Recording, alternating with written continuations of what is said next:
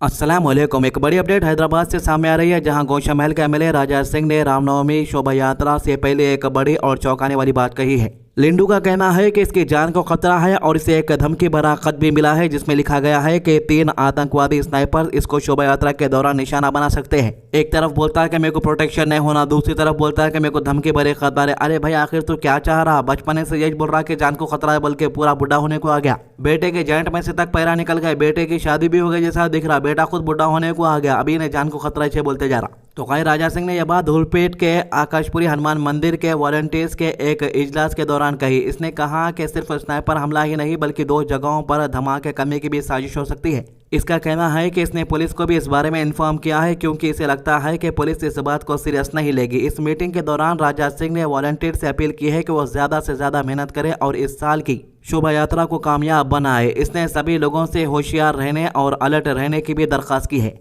साथ ही इसने आवाम से अपील की है कि वो बड़ी तादाद में बाहर निकले और शोभा यात्रा में हिस्सा ले, ताकि इसका भड़काऊ भाषण सुन सके। आपको बता दो, इस साल हैदराबाद रामनवमी शोभा यात्रा का रूट भी तैयार हो चुका है, जो सीताराम बाग आसिफ नगर से शुरू होकर धूलपेट, जुमेरात बाजार, बेगम बाजार, सिद्धराम बाजार और गौलीगुड़ा और सुल्तान बाजार से होता हुआ हनुमान व्यायामशाला पर खत्म होगा। इतना बड़ा रूट के लिए इसको परमिशन दे दिए तो लोगों को थोड़ा अच्छे बात आ सका। राजा सिंह का अपना जुलूस धूलपेट रोड पर मेन प्रोसेशन के साथ जुड़ेगा। हर साल की तरह इस बार भी रास्ता भर लोगों के लिए पानी और खाने का स्टॉल लगाए जाएंगे। इसके अलावा राजा सिंह ने एक और बयान दिया जो काफी चर्चा में है। इसने हिंदू समाज से कहा है कि वो अपनी आबादी बढ़ाए ताकि मुल्क में अपनी पहचान मजबूत बना सके। इन्हें खुद 2 बच्चों से ज्यादा पैदा नहीं कर सक रहा और दूसरों को 15 करोड़ बोला। डिलीवरी के पैसे, हॉस्पिटलों के पैसे, खर्चे, बच्चे बीमार पड़े तो जो पैसे हॉस्पिटल्स में लगते वो पूरा खर्चा उठा लेता, तो कोई भी पैदा कर लेता। तो खैर, इन्हें कह रहा है कि अगर ऐसा नहीं किया गया तो आने वाले 10 सालों में शायद श्री रामनवमी शोभा यात्रा या छत्रपति शिवाजी महाराज का जन्मदिन भी मनाना मुश्किल हो जाएगा।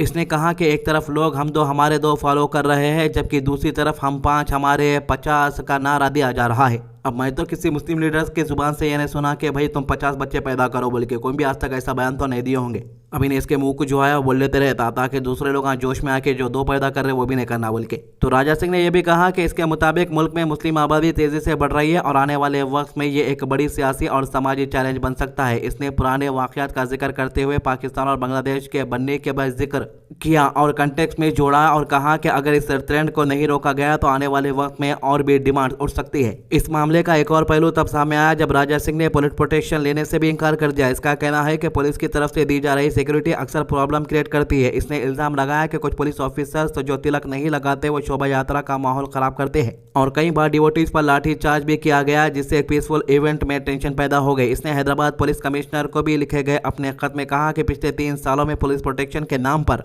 कई ऐसे वाकयात हुए जहां राम भक्त को नुकसान उठाना पड़ा। इसने अनीता टावर, पुराना पुल, बेगम बाजार, चतरी और सिद्धराम बाजार के इलाकों का जिक्र किया, जहां पहले से ही ऐसे इंसिडेंट रिपोर्ट हुए। इसका कहना है कि यह सब देखकर यह ऐसी सिक्योरिटी नहीं चाहता जो इसके अपने लोगों के लिए खतरा बन जाए। राजा सिंह ने यह भी कहा कि टैक्स प्लेयर्स का पैसा जो पुलिस पर खर्च होता है वो आम लोगों की हिफाजत के लिए होना चाहिए, ना कि उनके खिलाफ इस्तेमाल किया जाए। इसलिए ये बार बार पुलिस प्रोटेक्शन के बगैर ही शोभा यात्रा निकालने के लिए तैयार है। फिलहाल ये पूरा मामला हैदराबाद में गर्म है और राजा सिंह के बयानों ने सियासी और समाजी माहौल को और भी तेज कर दिया है। अब देखना यह है कि पुलिस और एडमिनिस्ट्रेशन इस सिचुएशन को कैसे हैंडल करते हैं और क्या शोभा यात्रा पुरअमन तरीके से मुकम्मल हो पाती है या इसके भड़काऊ बयानों की वजह से हर साल की तरह इस साल भी इसके ऊपर केसेस रजिस्टर किए जाते हैं। अजीब इंसान है, बड़े भाई खुद ही बोल रहा मेरे को धमकियां मिल रही, फिर खुद ही बोल रहा मेरे को प्रोटेक्शन भी नहीं हो रहा। आखिर इन्हें क्या चाह रहा है, इसका मकसद क्या है, इसको खुद नहीं मालूम है। तो भाई हम ऐसे दौर में जी रहे जहां पर कौन सी चीज फ्रेश है या कौन सी चीज एक्सपायर हो गई समझना मुश्किल है। हैदराबाद में एक जॉइंट रेड कंडक्ट की गई जहां टास्क फोर्स और जीएचएमसी के ऑफिशियल्स ने मिलकर पारसी गुट्टा के A1 फ्रेश चिकन शॉप पर छापा मारा।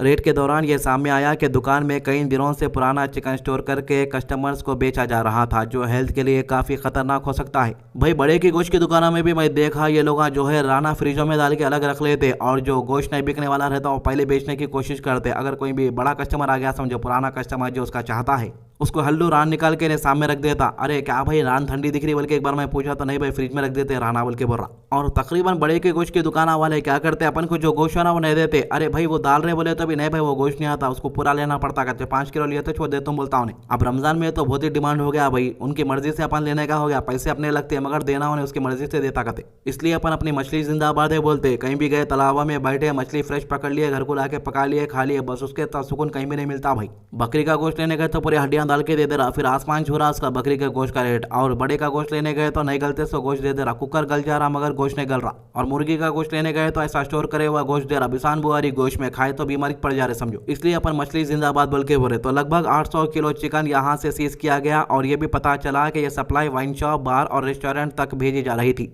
सबसे हैरान करने वाली बात यह है कि शॉप जनवरी से एक्सपायर्ड लाइसेंस पर चल रही थी। पुलिस ने तुरंत केस रजिस्टर कर लिया और ओनर को अपने साथ डिटेन कर लिया। और काफी लोग रमजान में बाहर के समोसे, बाहर के रोला और बाहर जो भी अंडे के समोसे मिल रहे, प्याज के समोसे मिल रहे, कॉर्न के समोसे मिल रहे और वो खराब तेलों के अंदर तलते। भाई जो भी हो सका घर में पका लेके खा लिए तो सेहतमंद रहते आज के जमाने में अपन। और वैसे भी रमजान के महीने में अपन को कम खाना पीना है। एक जने को पूछा मैं, रमजान के महीने में आपका वेट कम होता? नहीं बोलते, उन्हें बोल रहा नहीं होता, हर साल 2 किलो बढ़ जाता कहते उल्टा उसका। तो इसके अलावा इसी तरह एक और ऑपरेशन में हैदराबाद पुलिस ने एलबी नगर पुलिस स्टेशन के अंदर राजीव गांधी नगर एरिया में इलीगल हुक्का सेंटर को बस्ट किया। नौजवान ऐसे हो गए कि रमजान के महीने में भी सब्र नहीं कर सक रहे। रेड के दौरान 38 लोगों को अरेस्ट किया गया और यहां से कई तरह के हुक्का फ्लेवर और रिलेटेड सामान भी सीज किया गया।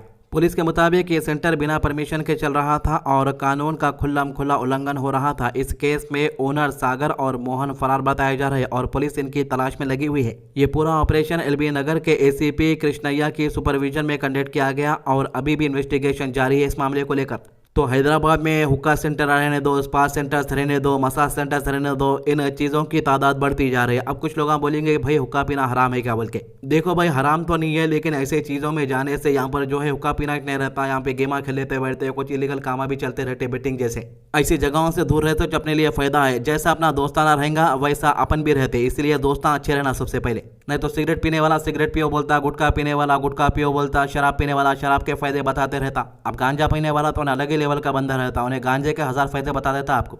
तो खैर अब बात करते हैं इंटरनेशनल लेवल पर। तो इंडिया ने एक बार फिर अपनी इंसानियत और दोस्ती का सबूत दिया। इंडिया ने ईरान के बहादुर लोगों के लिए मेडिकल सप्लाईज और कई ज़रूरी सामान भेजे हैं ताकि बॉम्बिंग में जो लोग जख्मी हुए हैं उनका इलाज हो सके। ये मदद सिर्फ एक ह्यूमैनिटेरियन एफर्ट नहीं बल्कि दोनों मुल्कों के बीच मजबूत रिश्ते का भी सबूत है। ईरान ने इस मदद के बाद इंडिया का दिल से शुक्रिया अदा किया और वहां के लोगों ने इंडियन अवाम की तारीफ की। उन्होंने कहा कि मुश्किल वक्त में इंडिया ने साथ देकर एक सच्ची दोस्ती निभाई है। इंडिया के लोग भी ईरान के साथ खड़े नजर आ रहे हैं और ये एहसास और सपोर्ट दोनों तरफ से महसूस किया जा रहा है। ये दोस्ती सिर्फ सियासत तक लिमिटेड नहीं है बल्कि इंसानियत, मदद और एक दूसरे के लिए खड़े रहने की मिसाल है। आज जब दुनिया में इतनी टेंशन और कॉन्फ्लिक्ट चल रहे हैं, ऐसे वक्त में इंडिया और ईरान के बीच ये रिश्ता एक पॉजिटिव मैसेज देता है कि इंसानियत सबसे ऊपर है। हमें फक्र है कि इंडिया ने एक जिम्मेदार और रहनुमा मुल्क के तौर पर अपना फर्ज निभाया और ज़रूरतमंद लोगों की मदद की। आपको बता दूं कि ईरान के जो टैंकर्स फंसे हुए थे स्टेट ऑफ हॉर्मुज़ में, उनको ईरान ने इंडिया तो भेज दिया है। उसके बदले में ईरान ने पैसे नहीं मांगे। बताया जा रहा है कि एक डील हुई है जिसके अंदर ये कहा गया है कि ईरान जो है इंडिया के जो एलपीजी के और क्रूड ऑयल के टैंकर्स को दे देगा, यानी वहां पर से छोड़ देगा रास्ते पर से स्टेट ऑफ हॉर्मुज़ के।